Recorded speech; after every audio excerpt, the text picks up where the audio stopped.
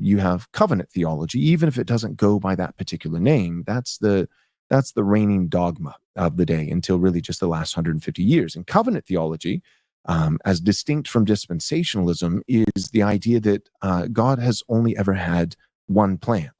All right. Is that distinct from dispensationalism? I am often labeled a dispensationalism, or I'm often labeled a dispensationalist, although I try to fight against the title because I just want to take the Bible for what it says. But I would say, every dispensationalist that I know, including myself, would agree that God has only ever had one plan. So, again, let's be fair in how we represent these things. God doesn't need B plans or C plans. He doesn't need contingencies because he's God and he's sovereign over all things, and nothing happens ultimately that comes to him as a surprise or a shock or a wrench in the gears. And so God's plan was always the church, and the church doesn't replace Israel. That's, for the record, you may be familiar with that term, replacement theology. That term was coined as a pejorative. It's meant to intentionally demean covenant theology, because covenant theology is not that Israel is replaced by the church. It's not replacement theology. It would be better described as fulfillment theology. Well, yes and no, in the sense that replacement theology actually was coined by covenant theologians. Like, they actually would say things like the church has replaced Israel. And this has been documented so many different times. It wasn't actually, which, if you think about it, if dispensationalism doesn't exist using, their categories until much later, until the 19th century or whatever, then these theologians that describe themselves with replacement terminology can't be responding to dispensationalists. They're just saying what they believe.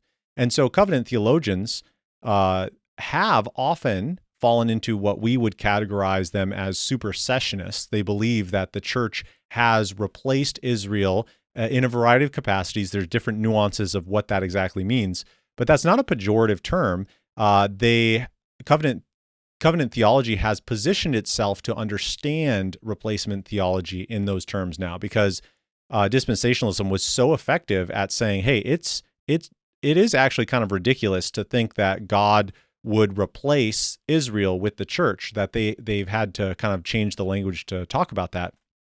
And whether you use the idea of fulfillment language or replacement language, I use, and I would encourage everyone who listens and watches this to use the language of fulfillment theology, not to cause needless offense. But it's funny, you use that language, but then all you have to do is just ask, well, what do you mean by that? At what point did the nation of Israel stop receiving the promises and the covenants? At what point did that cease to be the case?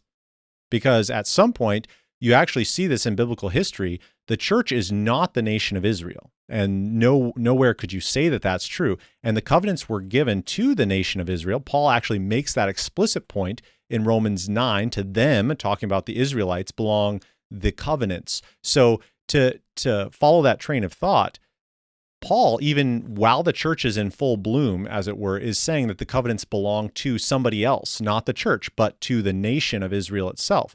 So how do we balance that? At some point, covenant theology, in most cases, there are happy exceptions to this who have believed in a future for Israel, but a lot of covenant theologians would say that at some point, the nation stops being important and the church starts to receive the primary importance. And so, yeah, you don't have to call that replacement theology, but in essence, what you're saying is that at some point the nation loses its significance in the covenantal program of God. So whatever you want to say, you want to call that fulfillment, so be it. But the reality is that we're just describing what is taking place in the theological system. And now the idea that it's pejorative, again, I don't.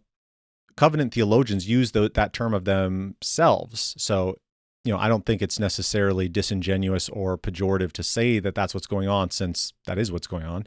But like I said, I use the term fulfillment language just because that's what everyone else wants me to use, and I'll do that.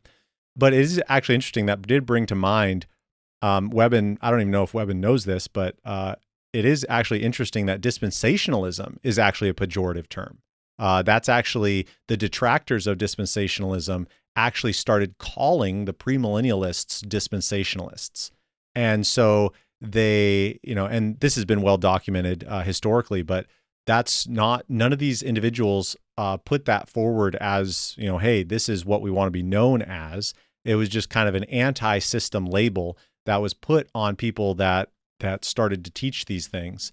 And so it is kind of funny that, it's ironic in one sense that dispensationalists actually are the heirs and recipients of a pejorative label.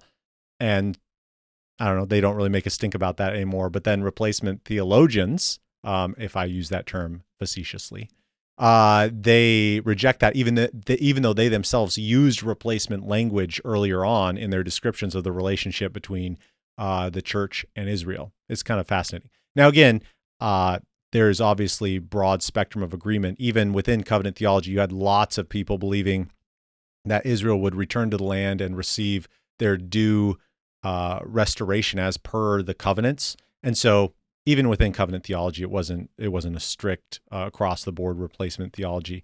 But I think it's fascinating to point those things out.